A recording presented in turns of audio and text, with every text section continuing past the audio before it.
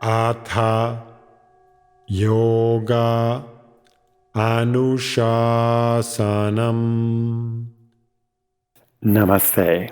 Welcome to Unravel the Thread, a podcast for people who want to apply the Yoga Sutras to yoga practice and to life today. Available online at www.unravelthethread.com. I am Ruben Vasquez, your companion on this journey of exploration. On today's episode, Yoga Sutra 1.7, Knowledge. Sutra number 7 in chapter 1 says, knowledge, pramanam, results from direct experience, pratyaksha, inference, anumana, and transmitted wisdom, agama.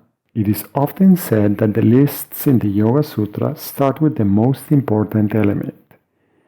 The first of the ways of being is knowledge, and knowledge is derived from direct experience, inference, and wisdom from an authoritative source.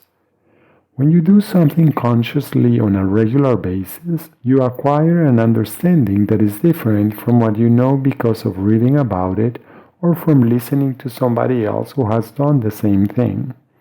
For instance, when you are learning to bake bread at home, you may find an instruction that tells you to knead the dough to the right consistency. Even though reading about the process or watching a video about it can give you some useful information, when you have never kneaded dough before, that directive may seem too vague. Listening to the advice of a master baker can offer you useful tips on how to knead.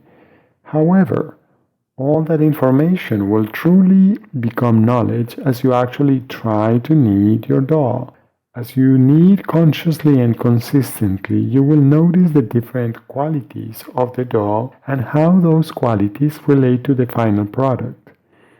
Then your direct experience will help you assess and corroborate the information you read and the information that you received from other sources. Over time, you may be able to tell the right consistency of the dough from a number of factors, including its appearance, its temperature, how it feels to the touch, how it responds when you press on it, and so on. Even if you read a dozen books about the right consistency of bread dough, all that information does not compare to your first-hand experience. Your direct experience is embodied knowledge.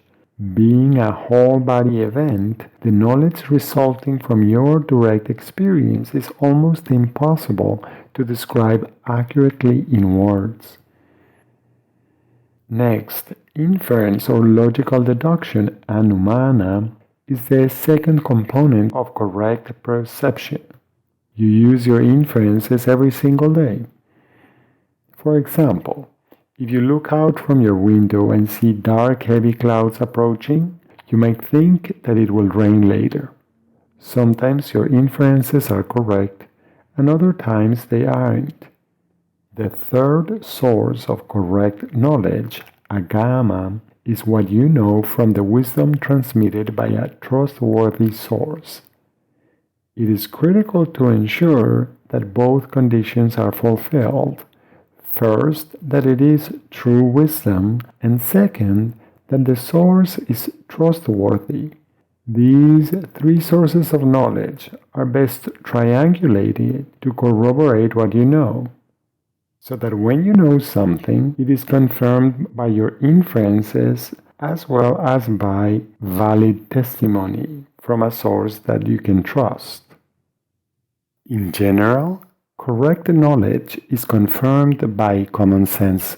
You may find, however, that common sense is not as common as you might think, and that some of us may be inclined to rely on our beliefs rather than trying to gather information through our direct experience.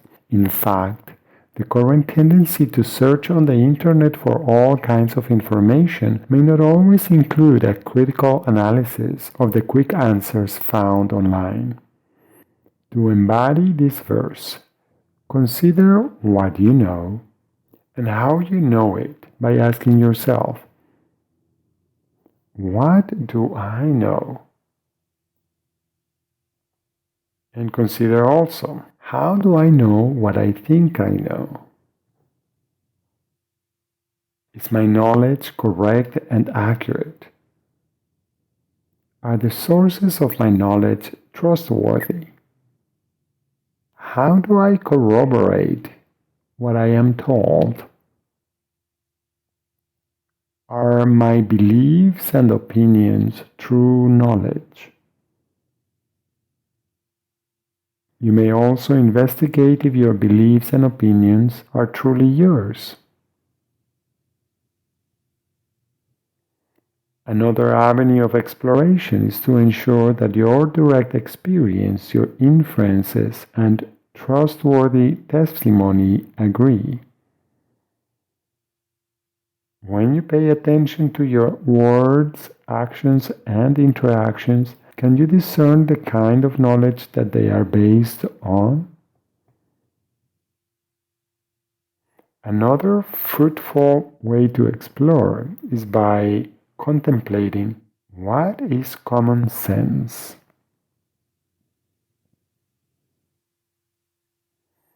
Remember that these questions, rather than directing you to find a specific answer, are an invitation to discover your own assumptions, beliefs, and habits, and their role in your ability to be present. Interestingly, one of the meanings of the word pramana, correct knowledge, in Sanskrit is oneness or unity. Contemplate the possibility that true knowledge creates a feeling of unity, harmony, and wholeness. As usual, you can also chant this sutra to feel its vibrations directly in your whole being.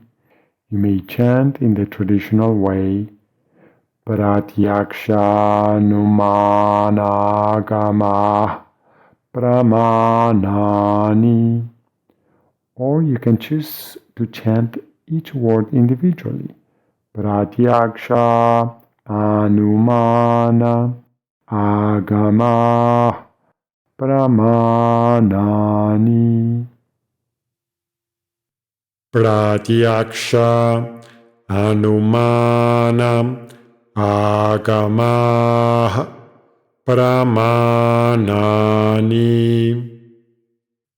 Pratyaksha Anumana Agama Pramanani.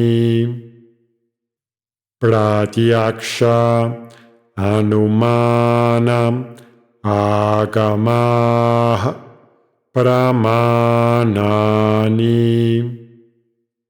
Pratyaksha Anumana Agama Pramanani. Pratyaksha Anumana Agama Pramanani.